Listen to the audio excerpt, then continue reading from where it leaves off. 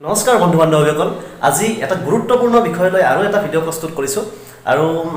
সেই বিষয়টো অতিকৈ গুৰুত্বপূৰ্ণ আপোনালোকৰ কাৰণে অতিকৈ গুৰুত্বপূৰ্ণ কাৰণ এই বিষয়টোৰ লগত আপোনালোকৰ বিভিন্ন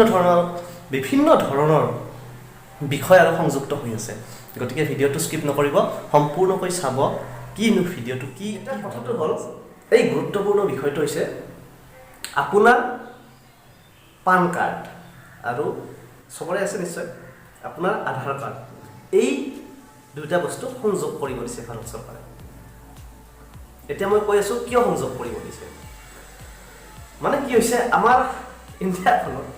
এনেকুৱা বহুত মানুহ আছে যিবিলাকে কি কৰিছে এখনতকে বেছি বা দুখন তিনখন চাৰিখন পাঁচখন মানে পান কাৰ্ড লৈ বহি আছে কিন্তু আধাৰ কাৰ্ড এখনে সকলোৰে যেহেতু আধাৰ কাৰ্ড এখনে দুখন বনাব নোৱাৰে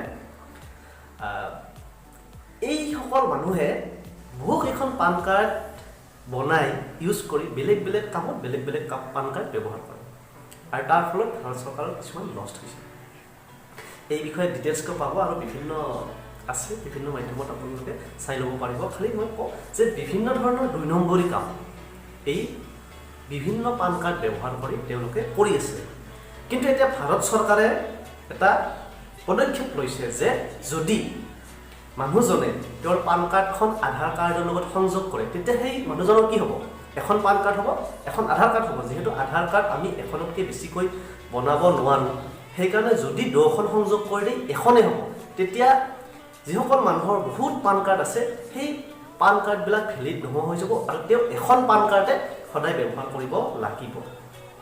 এতিয়া এটা কথা হ'ব পাৰে যে সকলো মানুহৰতো ইমান পান কাৰ্ড নাই মোৰ এখন আছে পান কাৰ্ড আছে এখন আধাৰ কাৰ্ড আছে তেনেকৈ ভাবিব পাৰে কিন্তু এই সকল মানুহৰ কাৰণে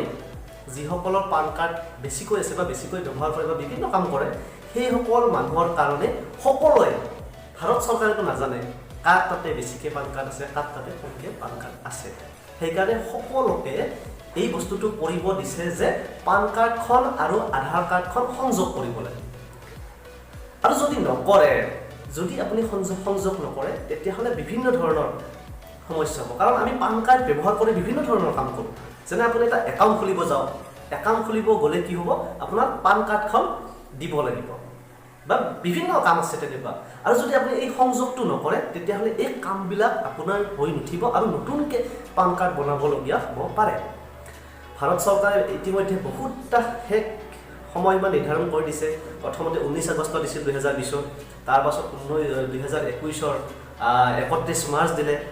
31 মাৰ্চ গুচি গ'ল তথাপিও বহু মানুহে কি কৰিছে সংযোগ কৰা নাই মানে সেইকাৰণে আৰু সময়সীমা বঢ়াই দি ভাৰত চৰকাৰে 30 জুন 2021 লৈ এইটো বঢ়াই দিছে সেইকাৰণে এতিয়াও সময় আছে আপোনালোকে যদি কৰা নাই এই সংযোগ কৰা নাই সেই সংযোগ কৰি লওক নহ'লে বিভিন্ন ধৰণৰ সমস্যাৰ সন্মুখীন হ'ব পাৰে এতিয়া কথাটো হ'ল এই সংযোগ কেনেকৈ কৰিব একেবাৰে সহজ আপোনাৰ যদি মোবাইল আছে ঘৰতে আপুনি কৰিব পাৰিব মই দেখুৱাই দি আছোঁ ভিডিঅ'টো চাই যাওক